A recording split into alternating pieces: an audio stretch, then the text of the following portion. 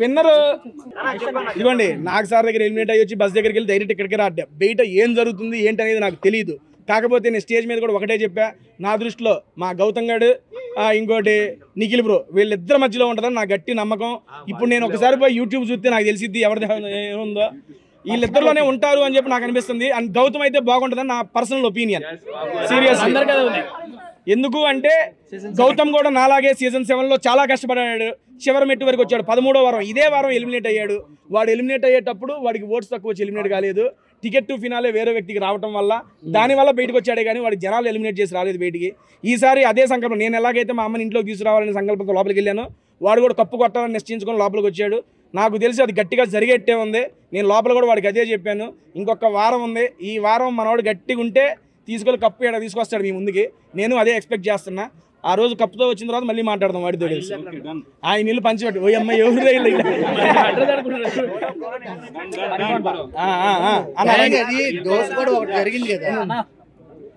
మళ్ళీ మాట్లాడదా? క్వశ్చన్ కూడా అందరికి కనబడేలా కొంచెం ఒకరి తర్వాత ఒకళ్ళండి బ్రదర్ ప్లీజ్.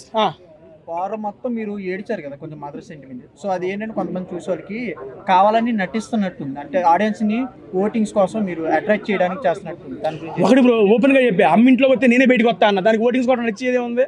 అండ్ ఇంకోటి అదే చెబుతున్నా, బేసిక్ గా ఏంటంటే బిగ్ బాస్ అనేది ఒక రియల్ ఎమోషన్. ఏదైనా ఒక జెన్యూన్ ఎమోషన్ అంతే. ఏది ఫేక్ చేయాలనుకున్నా తెలిసిపోద్ది.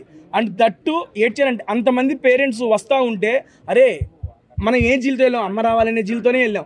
అటువంటిది మా అమ్మ రావట్లేదు మిగిలిన వాళ్ళందరూ వస్తున్నారంటే ఎలా తీసుకోగలని చెప్పు. ఒక క్లోజ్డ్ సర్కిల్లో ఒక 10 మంది ఉంటాము. మన అనుకునే వాళ్ళు ఇంట్లోకి రావట్లేదు, అరే మనం వచ్చిందే దీనికే, దీనివల్ల వేస్ట్ అయిపోయిందనే బాధ గుర్తుకొచ్చినప్పుడల్లా ఆటోమేటిక్గా కళ్ళంటే నీళ్ళు వచ్చేస్తాయి. అండ్ ఇంకోటి పృథ్వీ వాళ్ళ మదర్ వచ్చేటప్పుడు వాళ్ళ అమ్మగారు ఇలా నడుచుకొని వస్తుంటే గేట్లోంచి మనకి KGF మ్యూజిక్ పెట్టారు. మీకు తెలియదు ఏముంది, పాటలు పెడితే దద్ద నుంచోనే ఉన్నా కాడతానే ఉన్నాయి. అది ఒక రియల్ అండ్ జెన్యూన్ ఎమోషన్స్ అండి. దాన్ని ఎవడో ఫేక్ చేయలేడు. దట్టు నేను బిగ్ బాస్ హౌస్లో బిగ్ బాస్ అడిగాడు మీ అమ్మ వచ్చింది నీకు ఎలా అనిపించిందని. బిగ్ బాస్ నేను ఎమోషన్ అంత పెద్దగా అవ్వను, నాకు అవసరం లేదు అనుకున్నాను, కానీ అమ్మ ముందు ప్రతిదీ ఇంకా నాకు తక్కువే, అమ్మ తర్వాత ఏదైనా అని చెప్పేశాను అక్కడ.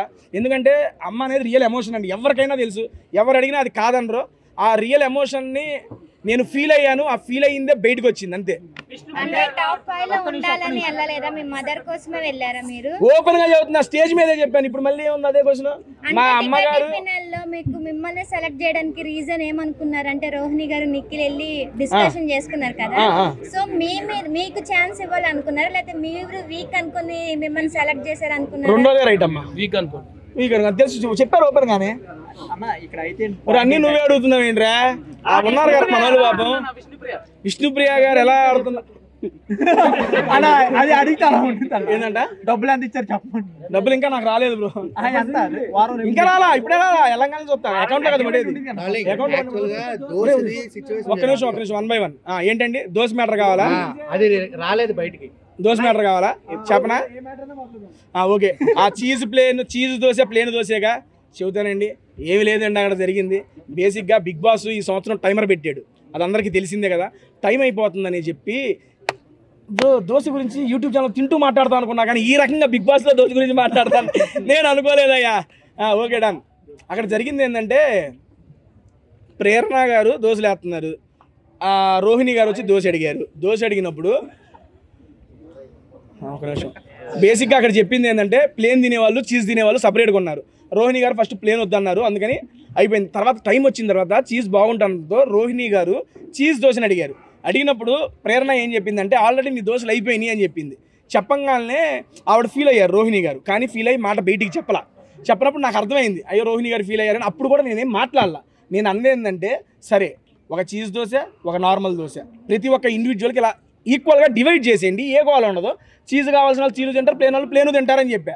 ఇక దాని దగ్గర స్టార్ట్ అయినప్పుడు రోహిణి గారు ప్రేరణ అక్కడ అయిపోయింది, అక్కడ స్టార్ట్ అయిపోయింది. దాని తర్వాత ఏమైందంటే రోహిణి గారు ప్రేరణతో ఏం చెప్పిందంటే అమ్మ నువ్వు మెగా చీఫ్ ఉన్నప్పుడు ప్రేరణ గారికి గొడవలు అయినాయి కదా, బేసిక్గా నువ్వు మెగా చీఫ్ అయినప్పుడు నీ మాట వినకపోతే ఎలాగైతే గొడవలు అయినాయో నేను మెగా చీఫ్ అయినప్పుడు నా మాటలు కూడా వినకపోతే నాకు అలాగే అనిపిస్తుంది అని చెప్పి డిస్కషన్ జరుగుతున్నప్పుడు ఏంటి పర్టికులర్ ఎగ్జాంపుల్ చెప్పు అన్నప్పుడు నేను ఈ దోశ మ్యాటర్ అయినమ్మా జరిగింది కదా అని చెప్పా. అక్కడ నుండి అది చిలికి గాలివాన్ అయింది. అసలు అది బయటకు వచ్చిద్దని కూడా తెలియదు. ఇప్పుడు మీరు అడుగుతుంటే ఓహో వచ్చిందా అనుకుంటున్నా. ఇది అక్కడ జరిగింది. నేను చెప్పిన పాయింట్ ఏంటంటే ఉన్న ప్రతి ఒక్కరికి ఈక్వల్గా షేర్ చేయండి అని చెప్పా.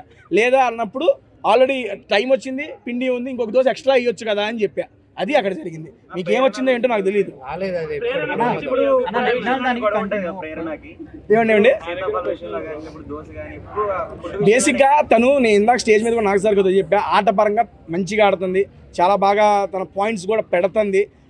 మాట తీరు పరంగా కొంచెం మార్చుకొని ఉంటే అది తనకి ఇంకా ఫినాలేకి వెళ్తానికి ఉపయోగపడిద్దని నా సలహా కూడా చెప్పా. చాలా మంచి అమ్మాయి, నాకు ఇంట్లోకి వెళ్ళంగానే కనెక్ట్ అయ్యి నా అమ్మాయి, చాలా బాగుంది, పెళ్ళి అయిపోయింది, మనం ఏం చేయలేములే కానీ పాపం చాలా మంచి అమ్మాయి. విష్ణుప్రియ ఫ్యాన్స్ అండి దాని నుంచి. ఏమండి